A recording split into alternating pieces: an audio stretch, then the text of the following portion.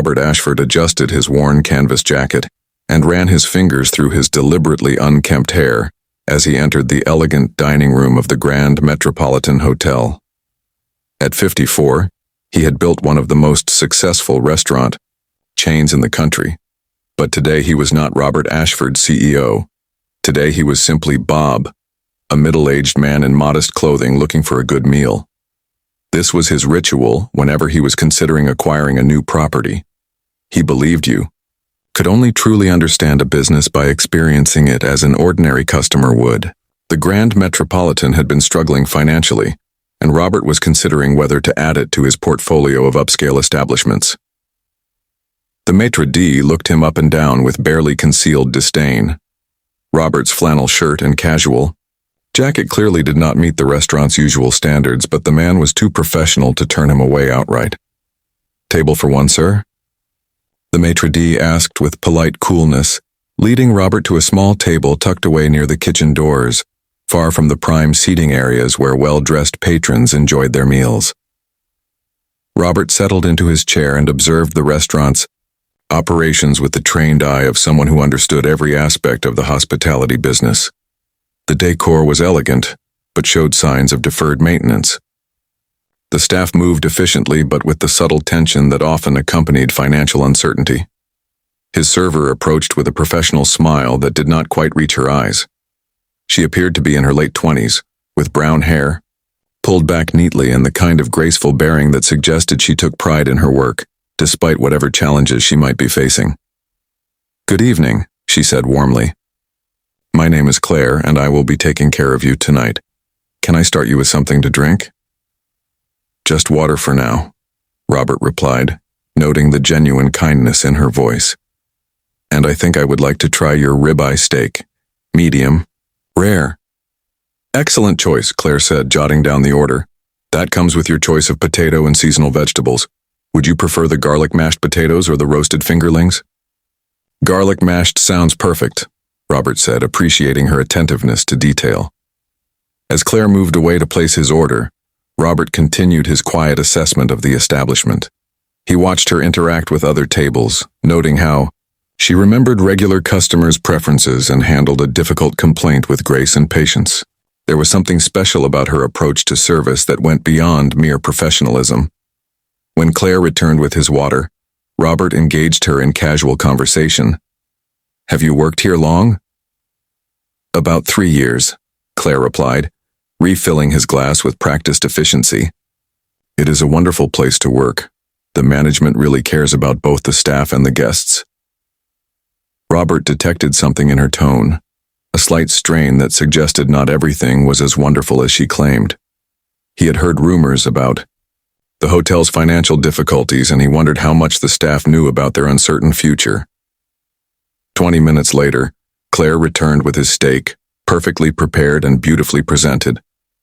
As she set the plate before him, she slipped a small folded piece of paper beside his napkin with a movement so subtle that the maitre d', watching from across the room, would never have noticed. "Enjoy your meal," she said with that same professional smile, but Robert caught a flicker of something urgent in her eyes. After Claire moved away, Robert unfolded the note discreetly. What he read made his heart stop.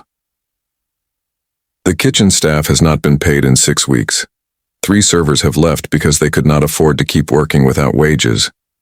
We are all staying because we love this place and our guests. But we do not know how much longer we can hold on. I am sorry to burden you with this, but I thought someone should know that despite our smiles, we are all struggling. Please do not let anyone know about this note. Claire." Robert stared at the words, feeling a mixture of anger and profound sadness. He had suspected the hotel was having financial difficulties, but he had not realized the staff was working without pay. The fact that Claire had risked her job to inform a complete stranger about their situation spoke volumes about both her character and her desperation. He looked across the dining room at Claire as she served another table with the same warmth and professionalism she had shown him.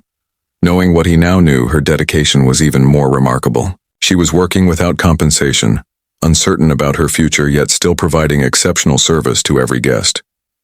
Robert ate his steak slowly, his mind racing. The food was excellent, the service impeccable, but the foundation was crumbling. Because of mismanagement and financial irresponsibility, these dedicated employees deserved better than to be treated as disposable assets. When Claire brought his check, Robert left enough cash to cover the meal plus a substantial tip.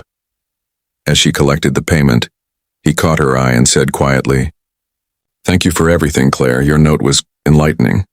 Her face showed a mixture of fear and hope. "I probably should not have written that."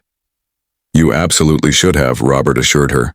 "Sometimes the most important truths are the ones people are afraid to speak." The next morning, Robert returned to the Grand Metropolitan, but this time he wore his usual tailored suit and was accompanied by his attorney and financial advisor. The hotel's owner, desperate to avoid bankruptcy, was more than willing to negotiate a quick sale. By afternoon, Robert Ashford was the new owner of the Grand Metropolitan Hotel. His first act was to call an all-staff meeting. He stood before the assembled employees, many of whom looked worried about what changes new ownership might bring. "I want to start by addressing the elephant in the room," Robert said. "I know that many of you have not been paid in weeks.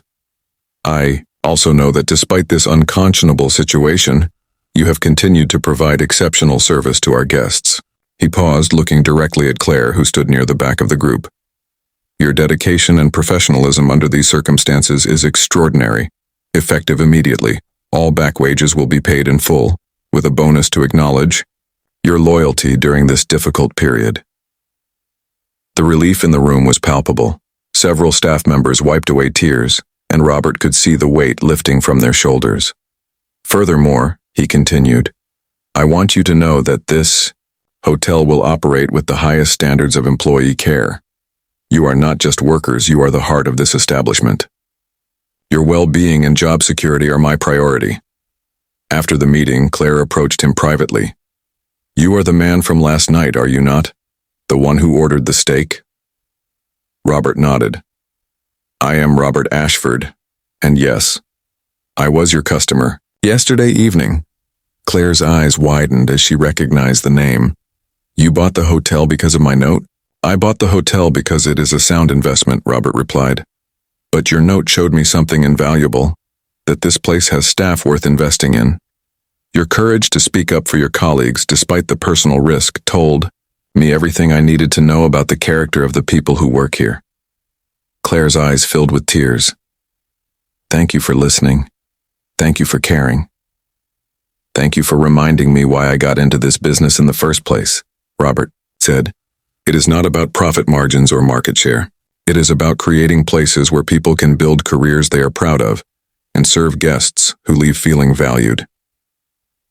6 months later, the Grand Metropolitan had not only recovered, but was thriving. Claire had been promoted to assistant manager, her natural leadership abilities finally recognized and rewarded. The staff turnover, once a chronic problem, had dropped to nearly zero. Robert often reflected on that evening when a simple note had changed the course of multiple lives. Claire's willingness to speak truth to power had saved not just her own career, but the livelihoods of dozens of her colleagues.